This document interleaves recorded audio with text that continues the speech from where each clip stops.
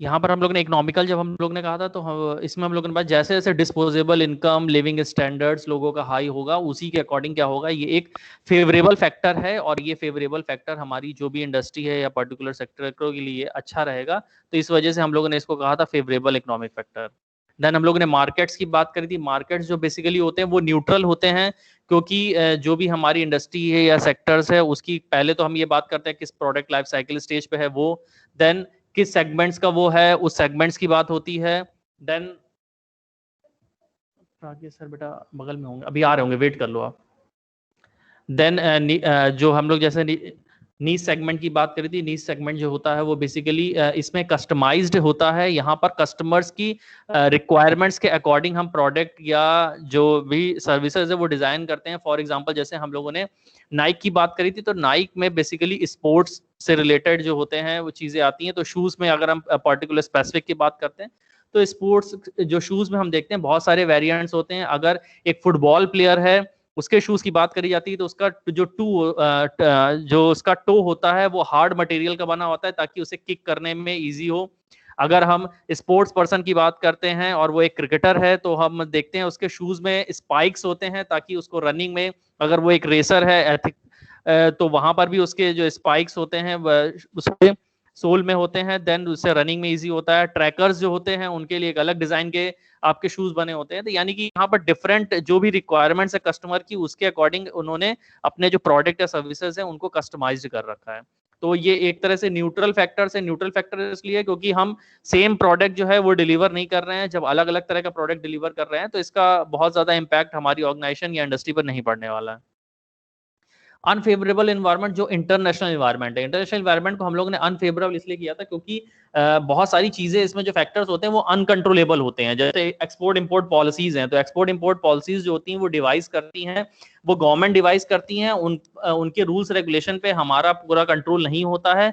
इसलिए ये वो अनफेवरेबल प्रैक्टिसेस हैं या अनफेवरेबल सेक्टर्स हैं, क्योंकि इनमें अगर कोई भी चेंजेस हो रहा है तो वो उसके अकॉर्डिंग हमें अपनी स्ट्रेटजी या हमें अपनी इंडस्ट्री में सेटअप में चेंज करना पड़ेगा, इसलिए वो अनफेवरेबल सेक्टर्स में आता है। देन हम लोगों ने पॉलिटिकल की बात करी। पॉलिटिकल भी एक न्यूट्रल होता है। न्यूट्रल में बेसिकली जो भी पॉलिटिकल डिसीजन लिया जाता है वो इक्विटेबल ट्रीटमेंट होता है। हमारी टोटल पॉपुलेशन में जो भी एज ग्रुप्स हैं या इनकम के बेसिस पे हैं या क्लास के बेसिस पे हैं या कास्ट के बेसिस पे, तो उनके सबके लिए अकॉर्डिंग एक बराबर रूल्स रेगुलेशंस बनाए जाते हैं, इसलिए ये भी न्यूट्रल होते हैं, इनका ज्यादा इम्पैक्ट नहीं होता है। टेक्नोलॉजिकल फैक्टर ये जो होते हैं ये फेवरेबल होते हैं क्योंकि बेसिकली जो हमारी एडवांसमेंट हो रहा है टेक्नोलॉजी में, हो सकता है हमें एडवांस टेक्नोलॉजी ज़्यादा अडॉप्ट करनी पड़ रही, लेकिन ये फ्यूचर में हमारी प्रोडक्टिविटी को इम्प्रूव करते हैं, इसलिए ये हमारे लिए फेवरेबल सेक्टर्स होते हैं। यानी टॉप में जो एनवायरमेंटल थ्रेट अपॉर्चुनिटी प्रोफाइल की बात करते हैं इसमें बेसिकली हम सेक्टर्स के अकॉर्डिंग हम ये आइडेंटिफाई कर लेते हैं कौन से हमारे फेवरेबल फैक्टर्स हैं, कौन से हमारे अनफेवरेबल फैक्टर्स हैं और किनका हमारे ऑर्गेनाइजेशन पे कोई इंपैक्ट नहीं पड़ रहा है, यानी न्यूट्रल फैक्टर्स कौन से हैं। देन इसके बाद एक और इंपॉर्टेंट टूल्स टेक्निक्स आती है जिसे हम ऑर्गेनाइजेशनल कैपेबिलिटी प्रोफाइल कहते हैं, ओसीपी। ये भी बहुत इंपॉर्टेंट है। यहाँ पर जैसे हम लोग ने लास्ट जो ऊपर टूल्स पढ़े थे, स्वैट एनालिसिस पढ़ा था, इटॉप पढ़ा था, तो वहां पर डिफरेंट सारी रिक्वायरमेंट्स थी, लेकिन जो ऑर्गेनाइजेशन कैपेबिलिटी प्रोफाइल ये कहता है कि हम जो भी स्ट्रेटजी या प्लान डिवाइस करेंगे वो अपनी ऑर्गेनाइजेशन की कैपेबिलिटीज के अकॉर्डिंग करेंगे, और ये बेसिकली टोटली इंटरनल असेसमेंट पर हमारे बेस्ड होगा। यानी इंटरनल हमारे पास क्या क्या रिसोर्सेज अवेलेबल हैं, हम किस में स्ट्रांग है, और उसके ही अकॉर्डिंग हम अपनी जो पॉलिसी है या जो हमारी स्ट्रेटजी है वो डिवाइस करते हैं। यानी सब कुछ जो भी है हमारा असेसमेंट है वो हमारे इंटरनल रिसोर्सेज पे डिपेंड करता है। अब ऑर्गेनाइजेशन की कैपेबिलिटी जो होती है वो इनहेरेंट कैपेसिटी होती है। वो इनहेरेंट कैपेसिटी कैसे ऑर्गेनाइजेशन में हम अपनी स्ट्रेंथ के अकॉर्डिंग कैसे जो एक्सटर्नल एनवायरनमेंट में थ्रेट्स या अपॉर्चुनिटीज हैं उनको कैसे फेस कर सकते हैं, बेसिकली उसी पे होता है। यानी हमें कोऑर्डिनेशन बना के चलना है हमारे रिसोर्सेज में और उनके प्रोक्योरमेंट में और उनके यूटिलाइजेशन में कि कैसे हम उसको कर सकते हैं। बेसिकली यहाँ पर हम जो करते हैं वो डिफरेंट जो हमारे स्ट्रेटजिस्ट होते हैं वो इन्वॉल्व होते हैं, और उनकी स्किल्स या नॉलेज जो होती हैं वो उनका इनपुट दिया जाता है, और उस इनपुट के अकॉर्डिंग हम ये देखते हैं कि हमारे पास रिसोर्सेस कौन से हैं और उनको कैसे मैक्सिमम यूटिलाइज हम कर सकते हैं। देन जो भी हम रिसोर्सेज हम आइडेंटिफाई कर लेते हैं, उसके अकॉर्डिंग मार्केट में थ्रेट्स या अपॉर्चुनिटीज क्या है वो भी आइडेंटिफाई करना होता है कि हमारी कैपेसिटी के अकॉर्डिंग हम एक्सटर्नल एनवायरनमेंट की थ्रेट्स या अपॉर्चुनिटीज को कैसे फेस कर पाएंगे। देन फिर हम उसी के अकॉर्डिंग अपनी जो प्लान या स्ट्रेटजी है वो डिवाइस करते हैं कि हम अपने पोटेंशियल के अकॉर्डिंग कैसे चीजें डेवलप करें या कैसे चीजें अरेंज करें, रिसोर्सेज अरेंज करें, ताकि हम जो भी अपॉर्चुनिटीज है उसको एक्सप्लोर कर सकें और जो थ्रेट्स हैं उनको मिनिमाइज कर सकें या उनको सही तरीके से फेस कर सकें। तो ओसीपी एक प्रोफाइल बनती है। यहाँ पर जैसे हम लोगों ने एक एग्जाम्पल बनाया हुआ है ओसीपी प्रोफाइल का, यहाँ पर हमने वीकनेस और स्ट्रेंथ को हम लोगों ने, जैसे वीकनेस है उसको निगेटिव पॉइंट्स में यहाँ पर डिनोट किया है -5, नॉर्मलाइजेशन जिसका कोई ज्यादा इंपैक्ट नहीं पड़ रहा है या जो रिसोर्सेस कॉमन है जो हमारे पास है और हमारे कॉम्पिटिटर के पास सेम है तो वो नॉर्मलाइज होंगे, उनको 0 से डिनोट किया गया है। और जो हमारी स्ट्रेंथ है उनको +5 से दिखाया गया है, यानी हमारी जो रेंज है वो +5 से -5 है और उसी में वो वेरी करेगी। अब जो ऑर्गेनाइजेशन कैपेबिलिटी प्रोफाइल है तो इसमें हम डिफरेंट रिसोर्सेज को पहले कैटेगराइज करेंगे। जैसा हमारा पहला है फाइनेंशियल कैपेबिलिटी प्रोफाइल, यानी हमारे पास फाइनेंस से रिलेटेड रिसोर्सेज क्या हैं, तो उसमें सबसे इंपॉर्टेंट आता है सोर्सेज ऑफ फंड्स। हमारे पास फंड्स का सोर्सेज क्या है, यूजेज ऑफ फंड्स, फंड्स को हम यूटिलाइज कैसे करते हैं वो, और देन मैनेजमेंट ऑफ फंड्स की जो फंड्स है उसको मैनेज करते हैं कैसे करते हैं within an organization. Then market capability profile की बात होती है, ये डिफरेंट स्टेट्स पर होती है, जहां पर हम पहले बात करते हैं प्रोडक्ट रिलेटेड कि हमारा प्रोडक्ट कैसा है। वो प्रोडक्ट अगर डिफरेंशिएटेड प्रोडक्ट है तो हमें ज्यादा प्रॉब्लम नहीं होगी। अगर वो जो प्रोडक्ट है वो होमोजीनियस नेचर का है, यानी सिमिलर प्रोडक्ट है जो बाकी सारे कॉम्पिटिटर्स भी प्रोवाइड करते हैं, तो उसके अकॉर्डिंग हमारी जो रेटिंग होगी वो निगेटिव जाएगी, क्योंकि जो सिमिलर प्रोडक्ट है उसमें हम यूनिकनेस नहीं दे रहे हैं। इसलिए प्रोडक्ट कैसा है रिलेटेड वो हो गया। प्राइस हमारा कैसा है, प्राइस अगर कॉम्पिटिटिव है, प्राइस अगर रीजनेबल प्राइस है तो हमारी जो रेटिंग होगी वो ज्यादा पॉजिटिव की तरफ जाएगी, यानी वो हमारी स्ट्रेंथ है। प्रमोशनल एक्टिविटीज, अगर हमारे प्रमोशनल टूल्स जो हैं वो ज्यादा अच्छे डेवलप हैं या प्रमोशनल जो टेक्नोलॉजीज हैं या जो इवेंट्स हैं जो टूल्स हैं हम ज्यादा अच्छा करते हैं, तो उसके अकॉर्डिंग वो अच्छा हमारे लिए रहेगा, यानी वो पॉजिटिव में जाएगा। देन इंटीग्रेटेड एंड सिस्टमैटिक, क्योंकि यहाँ पर डिफरेंट जो ऑर्गेनाइजेशंस होती हैं वो इंटर रिलेटेड होती हैं, एक सिस्टमैटिक एक लॉजिकल हमें काम करना होता है, यानी इंटीग्रेशन की जरूरत है डिफरेंट डिपार्टमेंट्स में और उसे सिस्टमैटिकली अरेंज करना। तो हम उसके अकॉर्डिंग वो देखते हैं कि हमारे पास कैसी कैपेबिलिटीज हैं कि हम विद इन एन ऑर्गेनाइजेशन अपने इंफ्रास्ट्रक्चर को कैसे डेवलप कर सकते हैं, तो उसके अकॉर्डिंग हम वो करते हैं, यानी ये मार्केटिंग कैपेबिलिटी प्रोफाइल आया। देन आगे ऑपरेशनल कैपेबिलिटी प्रोफाइल की फैक्टर की बात करी, वहां पर हमने प्रोडक्शन सिस्टम कैसा है, हमारा प्रोसीजर कैसा है प्रोडक्ट या सर्विसेज को डेवलप करने का, वो क्या हमने क्वालिटी स्टैंडर्ड सेट कर रखे हैं, क्या हमने जो प्रोसीजर्स है उसको क्लोजली एग्जामिन कर रहे हैं, उसमें करेक्शन के कैसे चांसेस हैं, वो सारी चीजें डेवलप करती हैं। देन ऑपरेशनल कंट्रोल सिस्टम, कितना कंट्रोलिंग सिस्टम सही है ऑपरेशनल लेवल में, हम क्या चीजें सही से कर पा रहे हैं उस पर डिपेंड करता है। Then research and development system, ये बहुत इंपॉर्टेंट है, क्योंकि जब भी हम कोई प्रोडक्ट या सर्विस डिजाइन करते हैं तो सबसे पहले हमें जो रिसर्च एंड डेवलपमेंट सेक्शन है हमारा वो बहुत स्ट्रांग होना चाहिए, क्योंकि जो रिसर्च एंड डेवलपमेंट सेक्शन होता है वही आइडेंटिफाई करता है कि ग्लोबल मार्केट में कस्टमर नीड्स एंड वांट्स क्या हैं, उसके अकॉर्डिंग कौन सा कॉम्पिटिटर्स या सब्सटीट्यूट्स जो प्रोडक्ट्स हैं वो अवेलेबल करा रहे हैं, और उसके अकॉर्डिंग हम कैसे अपने प्रोडक्ट को यूनिक बना सकते हैं, वो रिसर्च एंड डेवलपमेंट सिस्टम से ही हमें पता चलता है। इसलिए हम उसको पता कर लेते हैं कि R&D सिस्टम हमारा कितना स्ट्रांग है। देन पर्सनल कैपेबिलिटी, क्योंकि कोई भी प्रोडक्शन हम कर रहे हैं तो वहां पर मैन पावर इन्वॉल्व हो रहा है, यानी मैन पावर की हमारी कैपेबिलिटी कैसी है उसके अकॉर्डिंग हम डिजाइन कर पाएंगे कि हमारी स्ट्रेटजी कैसे बनानी है। ऐसे हमारा पर्सनल सिस्टम सबसे इंपॉर्टेंट है कि हमारा पर्सनल सिस्टम कैसा है, वहां पर जो मैन पावर है उनको हम कैसे हैंडल करते हैं, प्रमोशनल इवेंट्स उनके कंपनसेशन प्लान कैसे हमने डिवाइस कर रखा है, उनको ट्रेनिंग एंड डेवलपमेंट कैसे हम दे रहे हैं, वो सारी चीजें आती हैं। Then organization employ characteristics, individual जो एम्प्लॉयज हैं उनकी कैरेक्टरिस्टिक्स क्या हैं और वो ग्रुप में या ऑर्गेनाइजेशन में कैसे मैच कर पा रहे हैं, यानी वर्क लाइफ बैलेंस की जो बात होती है वो कैसा हो रहा है वो। देन इंडस्ट्रियल रिलेशंस की बात होती है कि जो 3 एक्टर्स हैं गवर्नमेंट, एम्प्लॉय और एम्प्लॉयर, उनके बीच रिलेशनशिप कैसे चल रहे हैं। अगर वो म्यूचुअल कंसर्न से चल रहे हैं वो रिलेशनशिप, तो इसका मतलब हमारी प्रोडक्टिविटी सफर नहीं करेगी।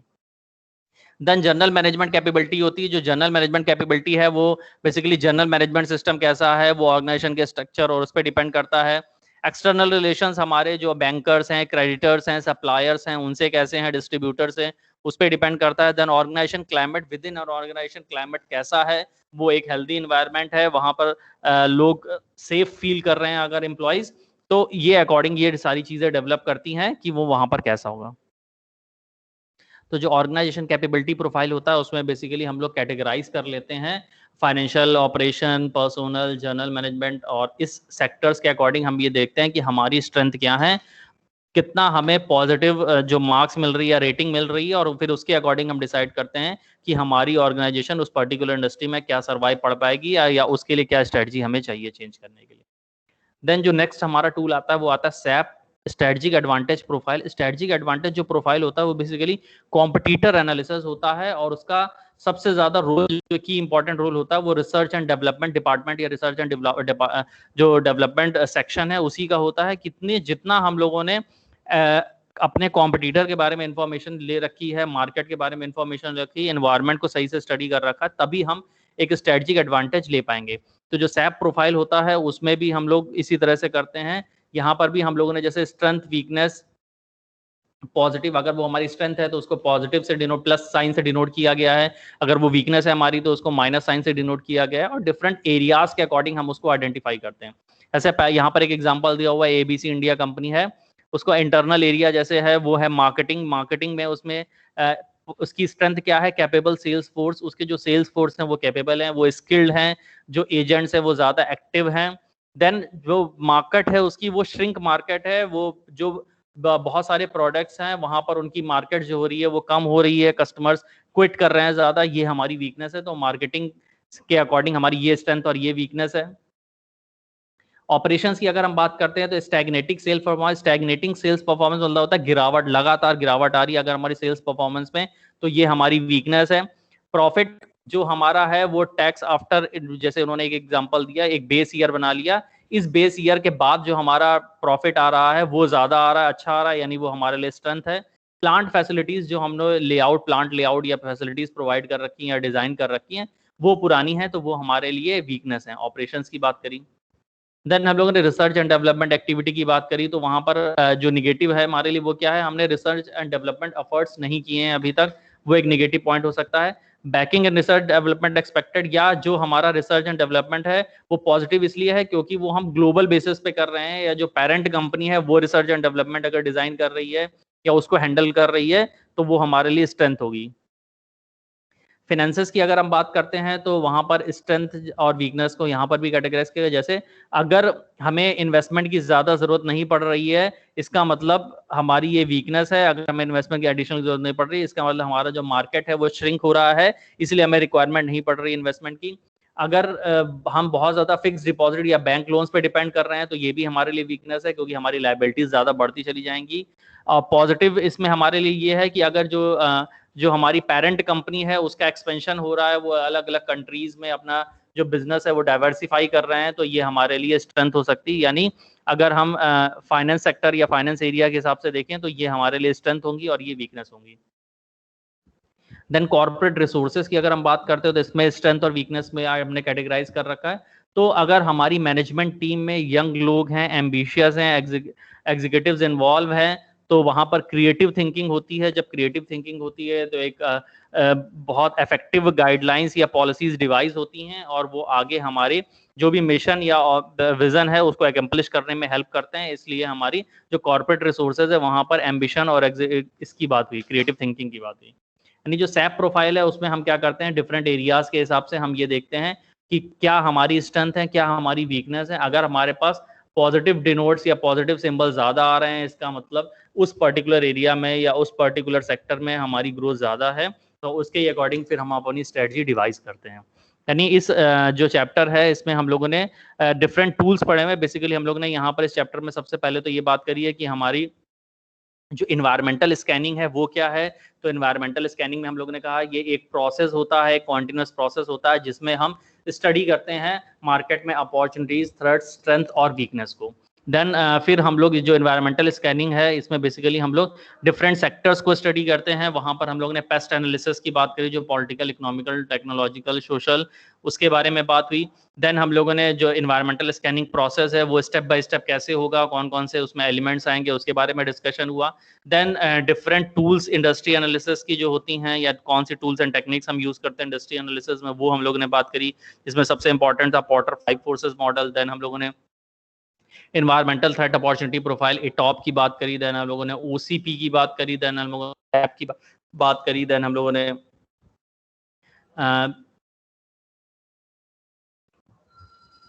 ठीक है। तो ये हमारी चीज़ें हो गई, कॉम्पिटिटिव एडवांटेजेस, इसके बारे में हम लोगों ने डिस्कस किया। तो ये सारे हमारे टूल्स एंड टेक्निक्स होते हैं जिनकी हेल्प से हम क्या करते हैं, इन्वायरमेंटल स्कैनिंग करते हैं। यानी जो भी हम लोगों ने स्ट्रेटजिक मैनेजमेंट, जो हम लोगों ने वापस हम लोग रिकॉल करना चाहेंगे एक बार, कि जो स्ट्रेटजिक मैनेजमेंट प्रोसेस हम लोगों ने फर्स्ट यूनिट में डिस्कस किया था, जहां पर हम लोगों ने बात करी थी strategy formulation, strategy implementation, then strategy control. तो वहां पर हम लोगों ने जो इवेल्युएशन या फॉर्मुलेशन की बात करी थी, तो फॉर्मुलेशन में हमने कहा था कि जो भी चीज़ें होंगी वो पहले स्ट्रेटजिक इंटेंट होगा, हम अपने मिशन और विजन को पहले डिफाइन करेंगे, देन फिर इन्वायरमेंटल स्कैनिंग करेंगे और अलाइन करने की कोशिश करेंगे कि इन्वायरमेंट में और जो हम हमारे जो वो है स्ट्रेटजिक इंटेंट है उनमें अलाइनमेंट होना चाहिए। अगर वो अलाइनमेंट नहीं हो रहा है तो हम एक इफेक्टिव स्ट्रेटजी डिवाइस नहीं कर पाएंगे। तो ये सारी चीज़ें अभी हम लोगों ने डिस्कस करी हैं, उसके डिफरेंट टूल्स एंड टेक्निक्स हैं, एनवायरमेंटल स्कैनिंग की क्या इंपॉर्टेंस है, और ये बहुत इंपॉर्टेंट है एनवायरमेंटल स्कैनिंग जो आपका टॉपिक है। तो एनवायरमेंटल स्कैनिंग प्रोसेस क्या होता है, डिफरेंट सेक्टर्स कौन कौन से हैं उसमें इन्वॉल्व करते हैं, और जो आपका इटॉप मैट्रिक्स है, सैप प्रोफाइल्स हैं और ओसीपी प्रोफाइल्स हैं। ठीक है, ये बहुत इंपॉर्टेंट है और इनके एग्जाम्पल्स के थ्रू आते हैं। इसमें अब हम लोग जो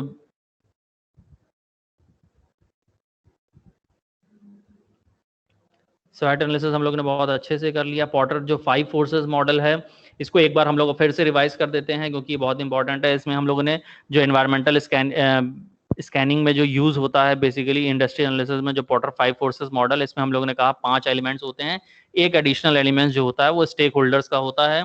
जो पहला एलिमेंट है वो है न्यू एंट्रेंट्स के थ्रेट्स की, न्यू एंट्रेंट्स के कितने, अगर हमारी उस पर्टिकुलर इंडस्ट्री में बहुत ज़्यादा जो पॉलिसीज़ हैं या रूल्स रेगुलेशन है वो लिबरल हैं, तो हमारे पास हमेशा थ्रेट्स रहेंगे न्यू एंट्रेंट्स के। बार्गेनिंग पावर्स जो है हमारी वो डिपेंड करती है कि हमारे जो बायर्स हैं उनके पास बार्गेनिंग पावर्स क्या हैं, उसके अकॉर्डिंग हम करते हैं। देन सब्सटीट्यूट्स कौन से अवेलेबल हैं उस पर्टिकुलर प्रोडक्ट या सर्विसेज के, देन उस पर डिपेंड करता है। देन सप्लायर्स के पास बार्गेनिंग पावर कैसी है, वो डिपेंड करता है कि बार्गेनिंग को सप्लायर के पास क्या है। देन जो अदर स्टेक होल्डर्स, जहाँ पर हमने रिलेटिव यूनियन, ट्रेड यूनियंस की बात करी, स्पेशल इंटरेस्ट ग्रुप की बात करी, गवर्नमेंट्स की बात करी, तो ये सारी चीज़ें। देन राइवलरी अमंग जो कॉम्पिटिटर्स हैं, जो कॉम्पिटिटर्स जो हमारे हैं वो कैसे हैं, उनके अकॉर्डिंग हमारी, जैसे हम लोगों ने डिफरेंट मार्केट्स की बात करी थी, मोनोपोली, ओलिगोपोली, परफेक्ट कंपटीशन, तो वो कंपटीशन कैसा है वो डिसाइड करता है कि हमारे आगे उस पर्टिकुलर इंडस्ट्री में कैसे हमें वर्क करना है। तो ये सारी चीज़ें हम लोग ने डिस्कस करी हैं। अभी इसमें से किसी को कोई क्वेश्चन है तो ये पूछ सकता है, क्योंकि इन्वायरमेंटल जो स्कैनिंग हमारा टॉपिक है ये हमारा खत्म हो चुका है। अगर आप में से इनमें से कोई क्वेश्चन है, आपको ये कोई क्वेरीज हैं तो पूछ लीजिए आप लोग।